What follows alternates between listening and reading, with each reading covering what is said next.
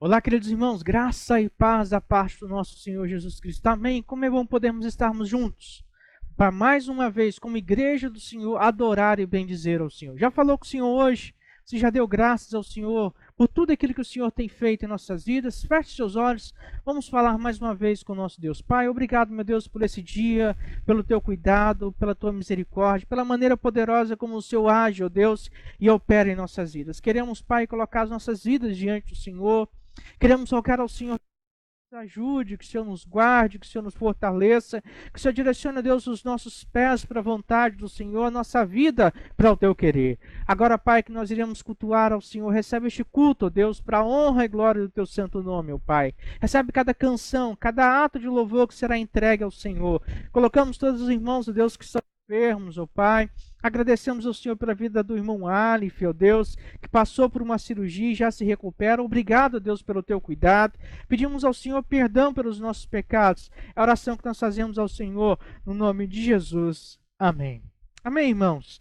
Nós estamos no meio da campanha de missões estaduais, cujo tema é Fazer discípulos, chamado a fazer discípulos. E antes de nós darmos continuidade ao nosso culto, eu quero dar então a palavra ao pastor Fábio, que tem um recado especial a respeito da nossa campanha de missões ao coração da nossa igreja. Fique então com o pastor Fábio, nosso promotor de missões, responsável por missões estaduais aqui do nosso estado. Veja então a palavra que ele tem para dar à nossa igreja. Olá, amados irmãos da Segunda Igreja Batista em Jardim Tropical e Primeira Igreja Batista em Jardim da Serra. Quero louvar a Deus pela vida de vocês que estão juntos conosco na campanha de missões estaduais 2020 com o tema chamado a fazer discípulo. A nossa divisa está em Isaías 54:13. E todos os teus filhos serão discípulos do Senhor e a paz será abundante. Aproveito para parabenizar o pastor Marcos Andrade, meu amigo, pastor das duas amadas igrejas, pelo seu dia. Parabéns pelo dia do pastor. Amados, vem conosco. Essa vai ser com certeza a melhor campanha de suas vidas, chamado a fazer discípulo. Amém. Louvado seja o Senhor, que nós verdadeiramente possamos nos sentir chamados a fazer discípulos, a atender a grande comissão do Senhor. Quero convidar você, abra sua Bíblia no Salmo número 99. Salmo número 99, nós vamos ler os versos 2 e 3, que diz assim: Grande é o Senhor em Sião, ele é exaltado acima de todas as... Seja louvado o teu grande e temível nome, que é santo. E é nesse sentido, irmãos, que nós estamos reunidos nesta noite, para adorar, bendizer e engrandecer ao nome do Senhor. Vamos adorar ao Senhor, então, com algumas canções espirituais, com o nosso ministério de adoração.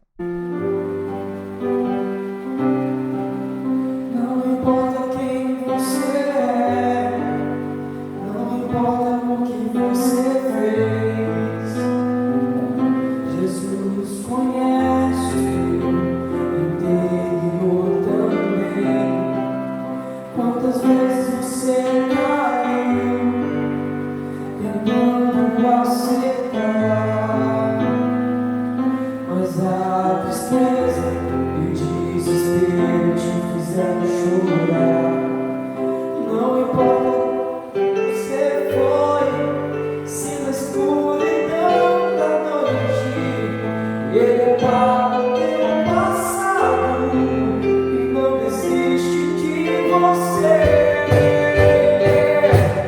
Ele não desiste de você.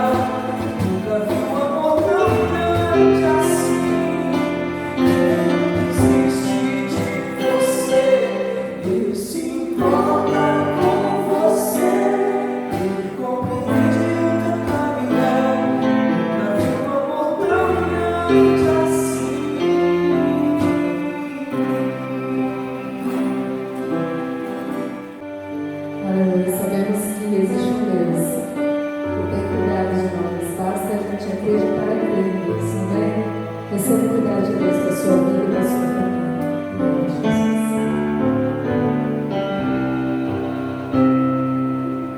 Quando todos os meus medos já não cabem mais em mim, quando o céu está de bronze e parece que é fim, quando o vento está revolto, uma quer se acalmar, quando as horas no relógio se demoram a passar, quantas vezes não consigo meus planos compreender, mas prefiro confiar sem entender. Eu creio em ti. Eu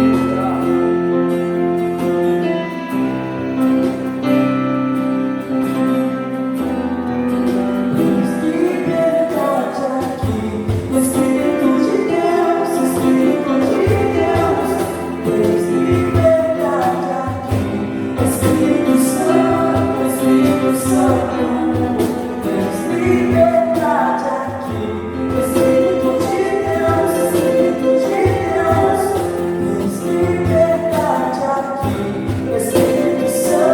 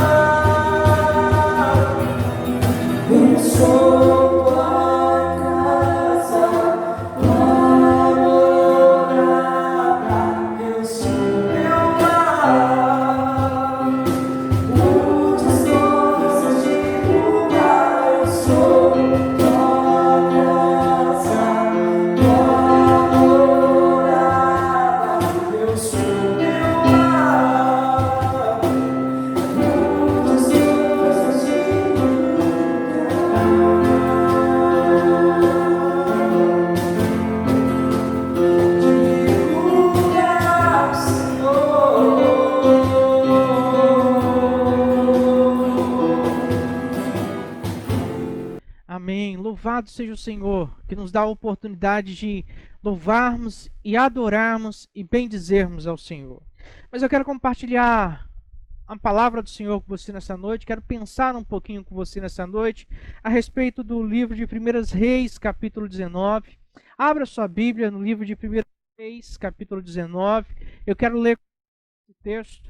Deixe sua Bíblia aberta neste capítulo. Nós vamos andar um pouquinho aqui nessa noite, neste capítulo. 1 Reis, capítulo 19.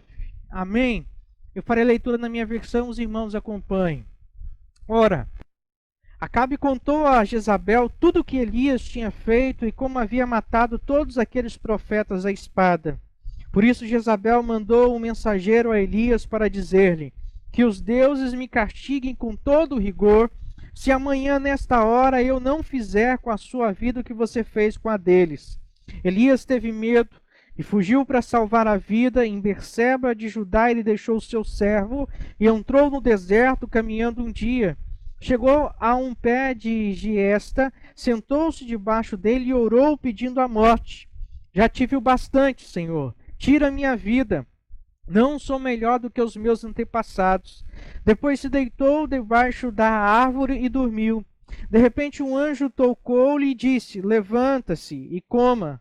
Elias olhou ao redor e ali, junto à cabeça, havia um pão assado sobre brasas quentes e um jarro de água. Ele comeu, bebeu e deitou-se de novo.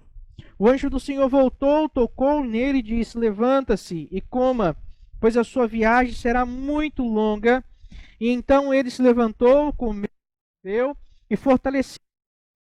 Viajou 40 dias e 40 noites até chegar ao Horebe, o monte de Deus. Ali entrou numa caverna e passou a E a palavra do Senhor veio a ele: o que está fazendo aqui, Elias? E ele respondeu: tenho sido muito zeloso pelo Senhor, o Deus dos exércitos. Os israelitas rejeitaram a tua aliança, quebraram os teus altares e mataram os profetas à espada. Sou o único que sobrou e agora também estão procurando matar-me. O Senhor lhe disse: saia, fique no monte na presença do Senhor, pois o Senhor vai passar. Então veio um vento fortíssimo que separou os montes e esmigalhou as rochas diante do Senhor, mas o Senhor não estava no vento. Depois do vento houve um terremoto, mas o Senhor não estava no terremoto. Depois do terremoto houve um fogo, mas o Senhor não estava nele. E depois do fogo houve um murmúrio de uma brisa suave. Quando Elias ouviu, puxou a capa para cobrir o rosto, saiu e ficou à entrada da caverna.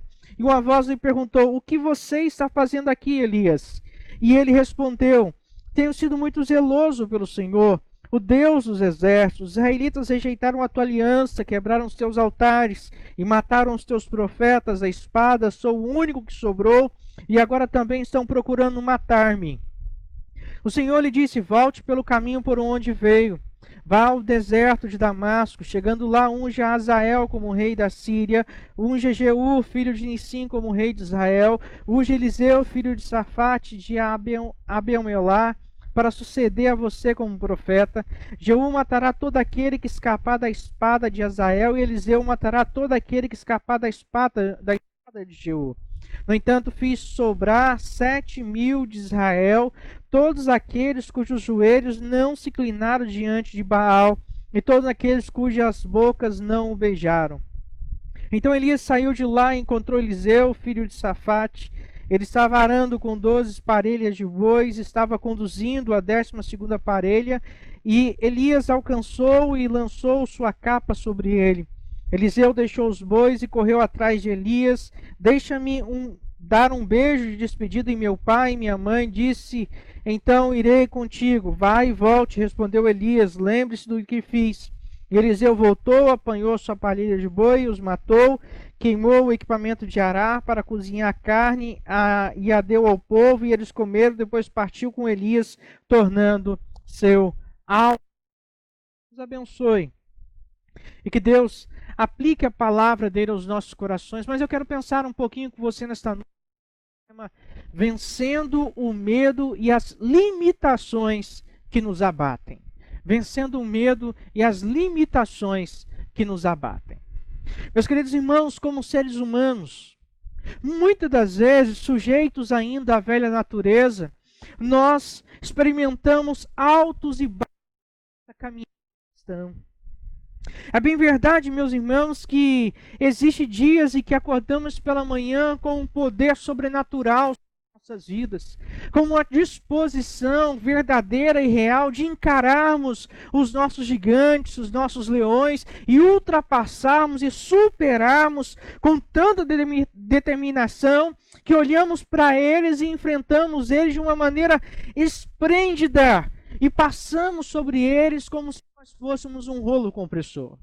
Mas verdade é também, irmãos, que existe algumas vezes em nossas vidas que nós acordamos pela manhã e nos sentimos tão esvaziados, nos sentimos tão tristes, nos sentimos como se uma nuvem negra houvesse se instaurado sobre a nossa cabeça, como se o mundo tivesse contra nós, e não temos então força para lutar contra as nossas dificuldades, e nos sentimos como se estivéssemos afundando num pântano do desespero, do medo, da angústia, como se estivesse em terreno de areia movediça, como se nada fosse mudar, como se não tivéssemos forças para lutar. Mesmo uma formiga que cruza o nosso caminho é o suficiente para orarmos e dizermos: basta, já não consigo mais caminhar, já não consigo mais ir em frente, já não consigo mais condição de vencer todas as coisas. O problema, irmãos, não é sentir muito das vezes o peso das provações. O problema, irmãos, não é sentir medo das dificuldades que nós vivemos, ou até mesmo do vale de provações que muitas vezes passamos. O problema começa a acontecer, deixamos que esses medos dominem as nossas atitudes, limite a nossa caminhada e nos impeça verdadeiramente de caminhar e que Deus preparou para as nossas vidas. O problema está, irmãos, quando nós deixamos que esses medos embace a nossa visão, ofusque a nossa visão e nos impeça, meus queridos irmãos, de ver realmente quem é Deus, o poder que Deus tem sobre as nossas vidas e entender as promessas de Deus para cada um de nós. E dessa maneira, irmãos, nós não podemos deixar que os medos que nos assolam dia a dia nos impeçam de caminhar e concorrer à carreira que Deus colocou e preparou para cada um de nós. Mas a verdade é que muitas vezes saímos, meus irmãos, do monte da exaltação para vivermos o vale da provação. Recebemos as bênçãos de Deus, somos acumulados com o cuidado de Deus, recebemos a graça de Deus, mas em um outro momento somos levados a passar por esses momentos de provações. Levados, irmãos, a vivermos esses momentos e precisamos lidar com essa situação, e por isso que a minha vida e a sua vida precisa ser vivida de forma humilde diante do Senhor, para que quando as tempestades nos advêm, para quando os ventos assolarem a nossa vida, para quando as provações abaterem a nosso coração, nós estejamos nossos alicerces firmes, prontos para suportar todas essas coisas e prontos para permanecermos, irmãos, na presença do Senhor.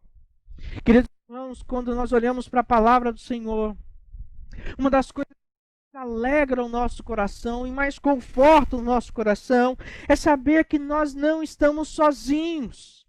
É saber que as lutas que nós vivemos hoje, aquilo que nós passamos hoje, não somos só nós que estamos passando, outras pessoas passaram, outras pessoas ainda passarão, mas que de maneira alguma nós estaremos sozinhos. Como é reconfortante, irmãos, quando lemos a palavra de Deus e encontramos, como Tiago mesmo diz lá no capítulo 5, versículo 17, que Elias era um homem como nós, que ele era sujeito às mesmas provações, sujeito às mesmas paixões, às mesmas fraquezas.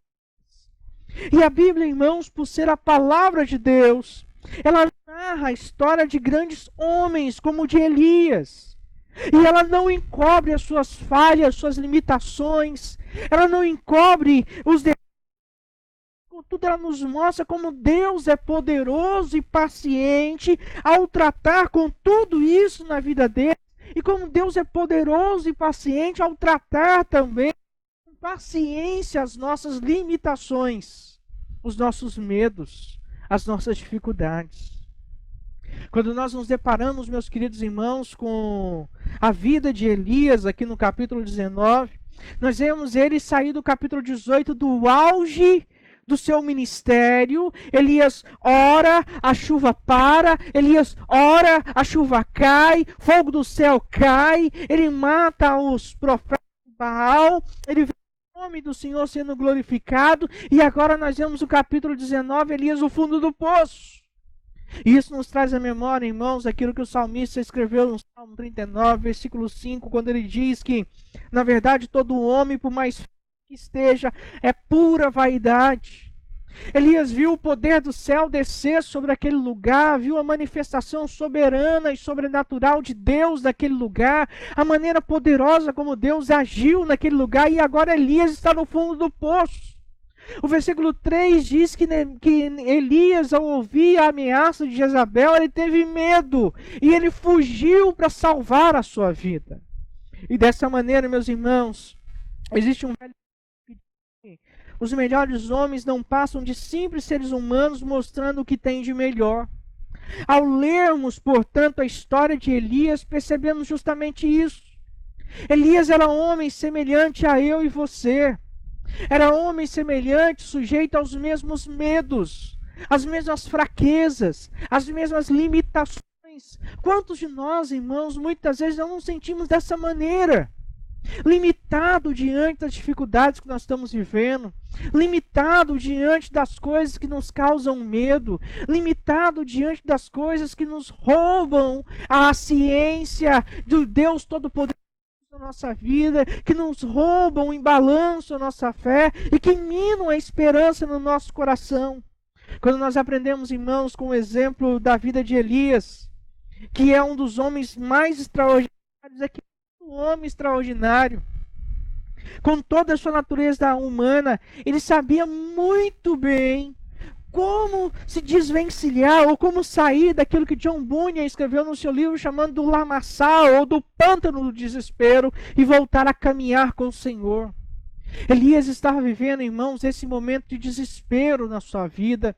Elias estava vivendo, irmãos, momento em que ele verdadeiramente estava desesperado por conta daquela ameaça e ele sentia o perigo real na sua vida, e aquilo que estava causando nele era a dor, era a angústia, e a atitude dele é humana, é o que vou fugir para preservar a minha vida.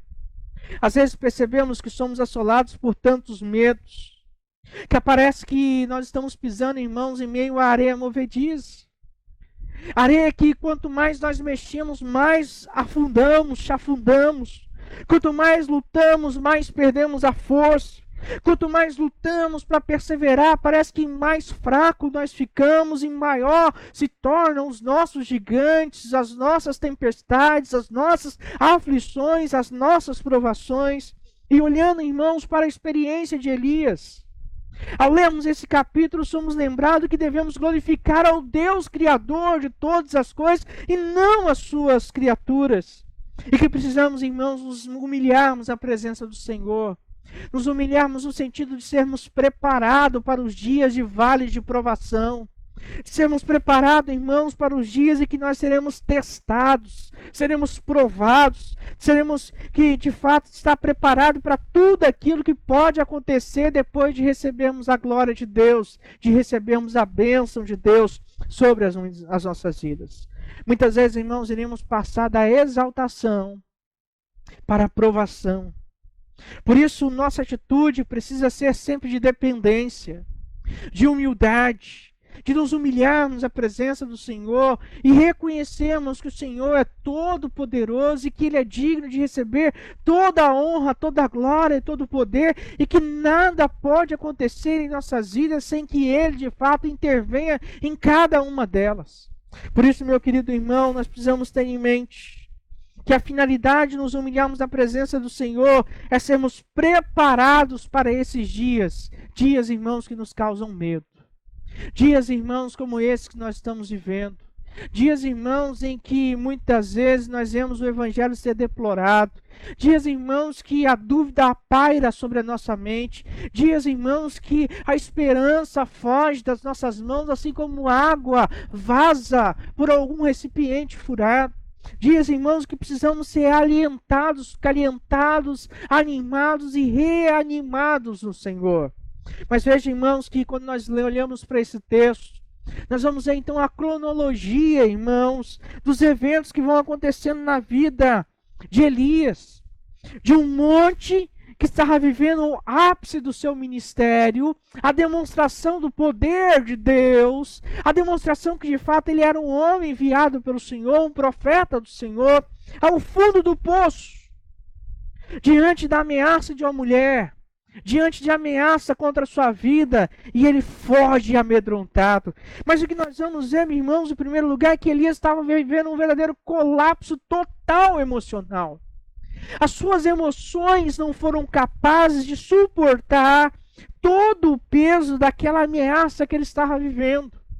E isso nos fala muito, irmãos. Porque vivemos dias em que a ansiedade, a depressão tem dominado o coração de muitas pessoas. A ansiedade e a depressão é coisa séria, irmãos. Precisam ser tratadas, precisam ser acompanhadas, precisam ser medicadas, precisam ser dadas a devida atenção. E Elias viveu justamente esse colapso emocional. Na administração nós temos um termo para isso chamado de burnout. Ou seja, uma queima instantânea de todos os sentimentos. Assim como você risca o fósforo e joga num copo cheio de água, de álcool, e ele explode, evaporando imediatamente o álcool. É justamente isso que aconteceu na vida de Elias. Ele teve um colapso emocional total. Elias estava fisicamente exausto.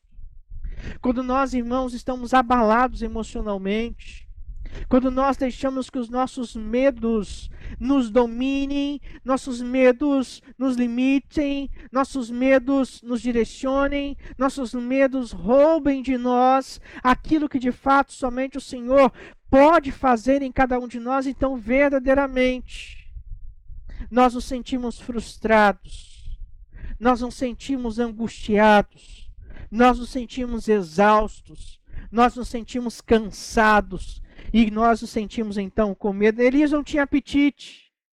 Ele estava depressivo, decepcionado, deprimido consigo mesmo e com o trabalho que Deus havia dado. Elias estava achando que ele havia falhado. Ele havia se entregado à autopiedade e em determinado momento ele disse: só eu fiquei. Todo mundo me abandonou. Todo mundo me deixou para trás. Todo mundo me largou de lado. Todo mundo me abandonou, só eu fiquei. E a atitude de Elias é primeiro isolar-se. Isolar-se e pedir a morte. E por isso que nós não podemos brincar com a depressão, com o sentimento de melancolia, com o sentimento de ansiedade, queridos, porque esses sentimentos geram no coração do homem esse desejo pela morte. É uma dor tão incontrolável, é uma dor tão inexplicável, é uma dor tão forte que a única maneira que a pessoa entende para aliviar a sua dor é abrindo mão da sua própria vida. Ele foi tomado de um pensamento de que havia fracassado. Ele pensou que era a hora de desistir, mas, queridos irmãos, olha que como Deus é maravilhoso, como Deus é poderoso, e o mais extraordinário em tudo isso,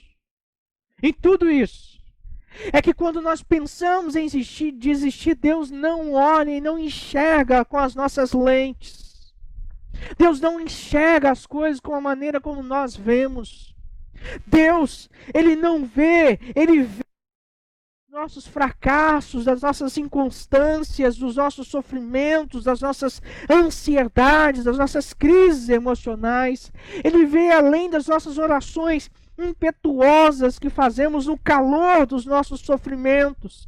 Ele se compadece de nós, assim como o pai se compadece dos seus filhos, como o salmista no Salmo 103, versículo 13 e 14 nos diz: como um pai que tem compaixão de seus filhos, assim o Senhor tem compaixão dos que o temem, pois Ele sabe do que somos formados, lembra-se de que somos pó.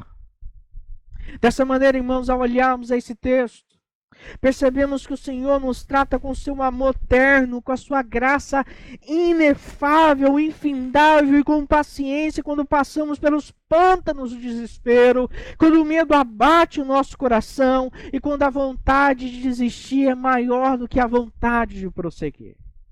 Então, querido irmão, querida irmã, seja o que estiver acontecendo na sua vida, seja o que estiver acontecendo no seu coração, seja o que estiver movendo a sua vida, entenda em nome de Jesus: o Senhor está no controle de todas as coisas.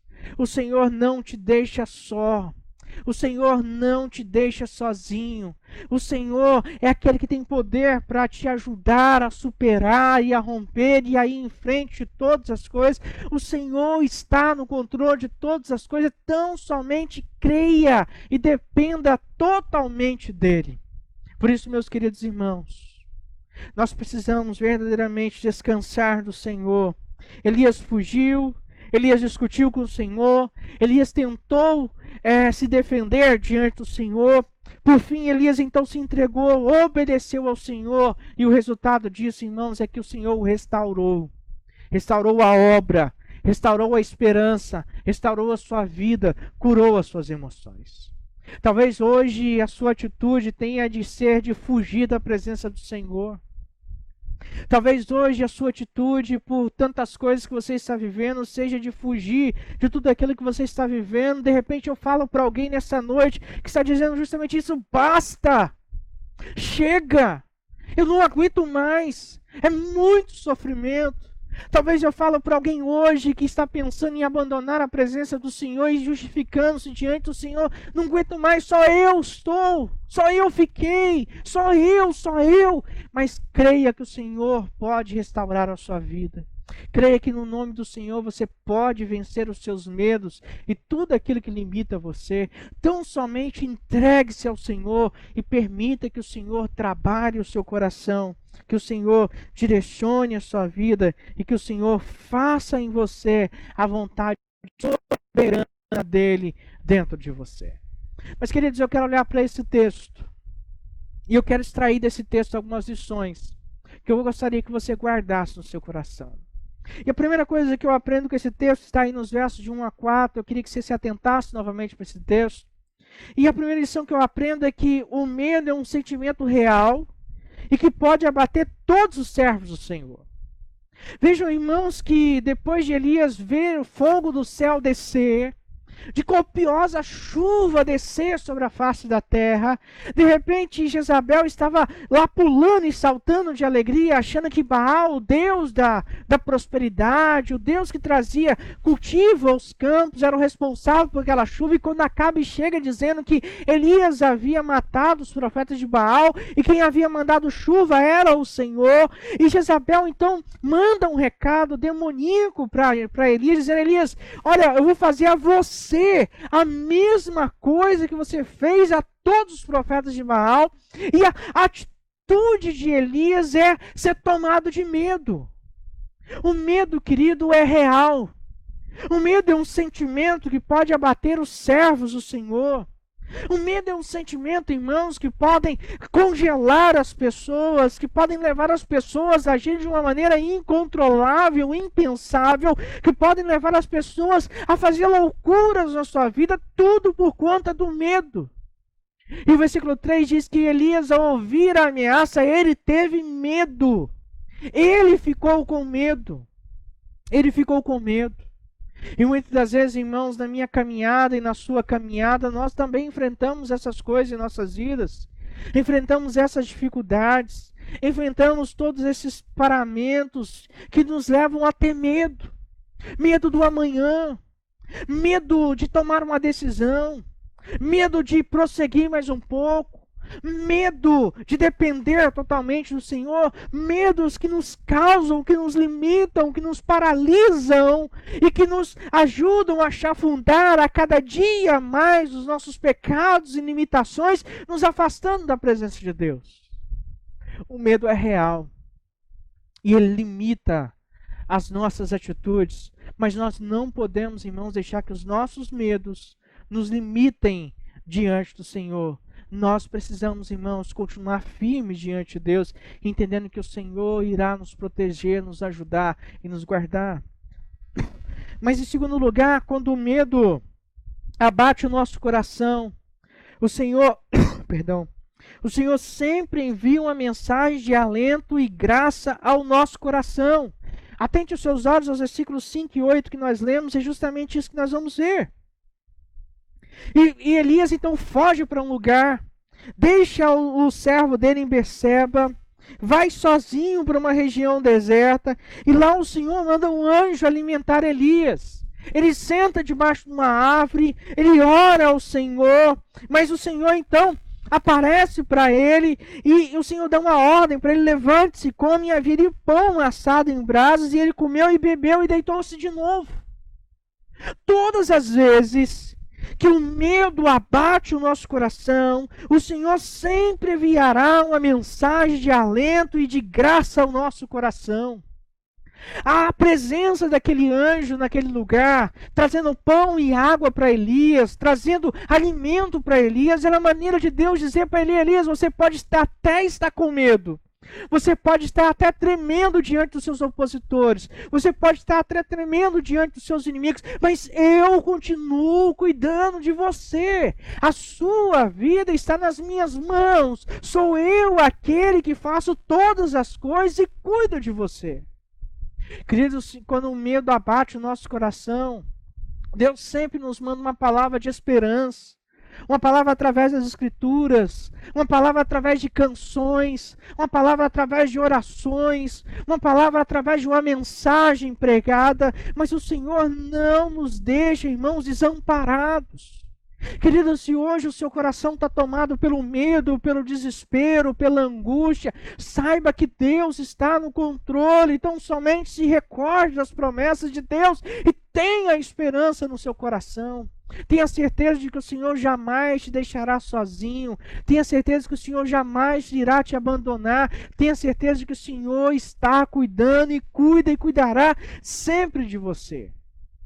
Mas em terceiro lugar, queridos, quando a vontade de desistir é maior do que a vontade de prosseguir, o Senhor se revela como o poderoso Criador de todas as coisas.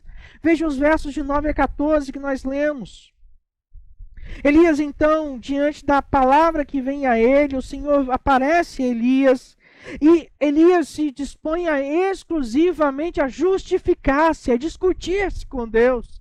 Olha, Senhor, Israel abandonou os teus preceitos. Olha, Senhor, Israel fez aquilo que não agradava ao teu nome. Olha, Senhor, só eu fiquei, todos foram mortos, eu me sinto sozinho, basta, não sou melhor que ninguém, eu quero a morte, eu quero morrer, me leva logo para o Senhor, acaba logo com essa vida mortal que eu estou vivendo. E Elias, então, diante daquela circunstância, o Senhor se revela como o todo-poderoso Criador. Vem o terremoto, vem o vento, vem a demonstração de fogo, vem em todas as situações. Então Elias percebe numa brisa calma de um murmúrio que o Senhor estava ali, o Senhor se revelou.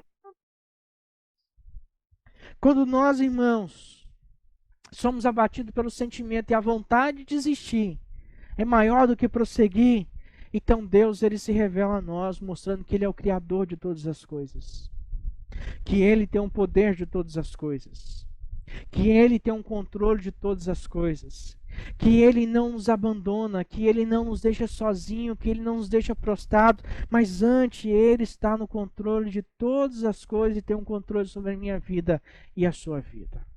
Mas em último lugar, quando o medo nos assola e pensamos que tudo está perdido, o Senhor restaura a nossa esperança. O Senhor restaura a nossa vida. O Senhor restaura a nossa confiança. Se você olhar, irmãos, aí a partir do versículo 15 até o versículo 21, os irmãos vão ver que o Senhor dá uma ordem a Elias e ele sai da caverna. Depois de o Senhor perguntar a Elias, o que é que você está fazendo? E Elias está dizendo, e Deus está dizendo para ele: Elias, eu não estou perguntando por quê, mas eu estou perguntando o que você está fazendo. E isso fala muito para nós, irmãos, porque muitas vezes nós dizemos: Deus não ouve minha oração, mas Deus está ali. Meu filho, que isso? Por que você está agindo assim? Por que você está fazendo assim? E nós estamos dizendo, ah, Senhor, mas está difícil, é pandemia, é desemprego, crise financeira, crise na saúde, esses governantes. Que isso? O Senhor disse para Elias, olha, volta pelo caminho que você veio. Vai lá fazer a obra que eu te mandei fazer. Vai lá fazer isso. Está pesado demais, eu vou te dar um auxiliar. Vai lá, ora, unge Eliseu para te ajudar. Mas Elias, sai dessa caverna. Elias, chega de descanso, chega de medo. Eu sou o todo-criador, o todo-poderoso, eu governo todas as coisas e a sua vida está nas minhas mãos, Elias. Elias, existe 4.000 homens, 4.000 almas que não se dobraram, 7.000 em Israel que não se dobraram diante de Acabe. Elias, você não está sozinho, ainda que estivesse, eu estou com você, Elias. E o Senhor, irmãos, naquele momento, não só restaura a autoridade profética de Elias, como restaura a vida de Elias, como restaura a confiança de Elias, como restaura a esperança de Elias. E se hoje o medo abordou o seu coração, e se hoje o medo tem levado você a se esconder, o Senhor também diz para você, sai dessa caverna. Sai desse poço. Volta pelo caminho de onde você veio. Veja as grandes obras que eu estou fazendo. Contemple o poder que eu estou revelando através da palavra de Deus na sua vida. Entenda que o Senhor é aquele que tem poder para restaurar a sua vida, restaurar a sua esperança, restaurar o seu coração, restaurar a sua confiança, dar alegria a você e segurança que você tanto precisa para enfrentar esses dias. Queridos irmãos, como servos de Deus, sejamos sujeitos, como servos de Deus, estamos sujeitos a vivermos momentos difíceis em nossa vida. Teremos algum momento, teremos que passar pelo vale da aprovação, como a palavra de Deus nos relata, a quem é muito dado, muito será exigido, e a quem é muito confiado, muito será pedido. Mas que nós possamos manter firmes diante do Senhor, na certeza de que os nossos medos não nos limitam, porque a nossa vida está nas mãos do Senhor. Que o Senhor possa restaurar o nosso coração, que o Senhor possa restaurar a sua vida, a sua esperança. E eu quero orar com você nesse instante. Feche seus olhos. Vamos falar com o nosso Deus. Pai, graça nós damos ao nome do Senhor. Obrigado, meu Deus, por essa noite. Obrigado por essa palavra, Deus. Que nos mostra, Deus, que mesmo quando nós pensamos em desistir, o Senhor não deixe. Porque o Senhor está conosco. Porque o Senhor tem o controle de todas as coisas. Pai, nós pedimos ao Senhor que em nome de Jesus o Senhor visita poderosamente esses meus irmãos. Seja quais são as dificuldades, meu Deus, que eles estão vivendo, que estão impedindo eles de caminhar na presença do Senhor, que eles possam, Pai, em nome de Jesus, experimentar o melhor no Senhor, experimentar coisas grandiosas no Senhor, experimentar, ó Deus, aquilo que somente o Senhor pode fazer por cada um deles, ó Pai. Por isso, ó Pai, traga alivamento, ó Deus, traga alívio, traga socorro, restaure a confiança e esperança no coração do teu povo. É a oração, Pai, que nós fazemos ao Senhor, no nome de Jesus. Amém. Amém, irmãos, que Deus nos abençoe. Que Deus aplique a palavra de Deus nos nossos corações. Que a graça de nosso Senhor Jesus Cristo, o amor de Deus o Pai e a comunhão do Santo Espírito dele possa ser com você desde agora e para todos sempre. No nome de Jesus. Amém. Que Deus nos abençoe. Está assim encerrado o nosso curso nessa noite. Até então, o nosso próximo encontro em nome de Jesus.